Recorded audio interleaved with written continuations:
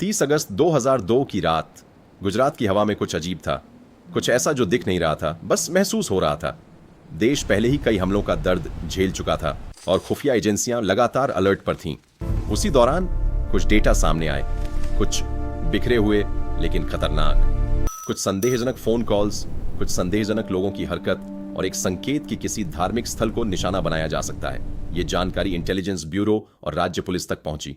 फाइलें बनी, चेकिंग हुई, लेकिन फिर वही पुराना सवाल, टारगेट कहां है, कब होगा, और सबसे खतरनाक सवाल, क्या यह सच में होगा भी? क्योंकि हर दिन ऐसी लगातार चेतावनियां आती थीं और हर चेतावनी पर पूरी कार्रवाई करना सिस्टम के लिए संभव नहीं था। इसीलिए इन डेटा को जनरल थ्रेट मानकर आगे बढ़ा दिया गया। कोई स्पेसिफिक अलर्ट नहीं, कोई टारगेटेड सिक्योरिटी नहीं, बस एक सामान्य सतर्कता। और यही पहली भूल हो चुकी थी।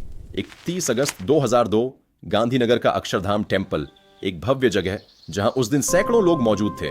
परिवार, बच्चे, बुजुर्ग, हर कोई अपने अपने तरीके से भक्ति पूजा कर रहे थे। लगभग 4:45 शाम को मंदिर के बाहर सब कुछ नॉर्मल था। फिर 2 आदमी अंदर आता है, नॉर्मल कपड़े, लेकिन मकसद खतरनाक। उनके पास AK-56 राइफलें थीं और ग्रेनेड।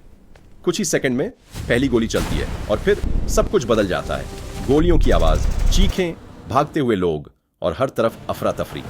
आतंकवादी बिना रुके फायरिंग करते हैं, जो सामने आता है उसे निशाना बनाते हैं। यह हमला सिर्फ हत्या नहीं था, यह दहशत फैलाने की एक खतरनाक कोशिश थी। लोकल पुलिस तुरंत मौके पर पहुंचती है, लेकिन सिचुएशन उनके कंट्रोल से बाहर थी। आतंकवादी मंदिर परिसर के अंदर मजबूत पोजीशन ले चुके थे। अब यह सिर्फ एक लोकल पुलिस केस नहीं था, यह एक राष्ट्रीय सुरक्षा का मामला बन चुका था।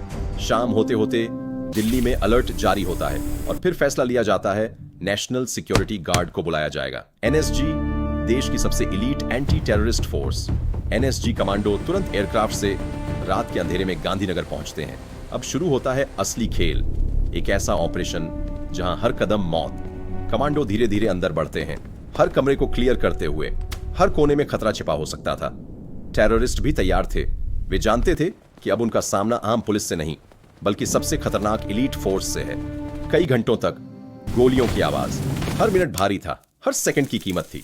फाइनली लंबे ऑपरेशन के बाद दोनों टेररिस्ट मार गिराए जाते हैं। लेकिन कहानी यहां खत्म नहीं होती, क्योंकि जब धूल बैठती है तो सामने आता है असली सवाल।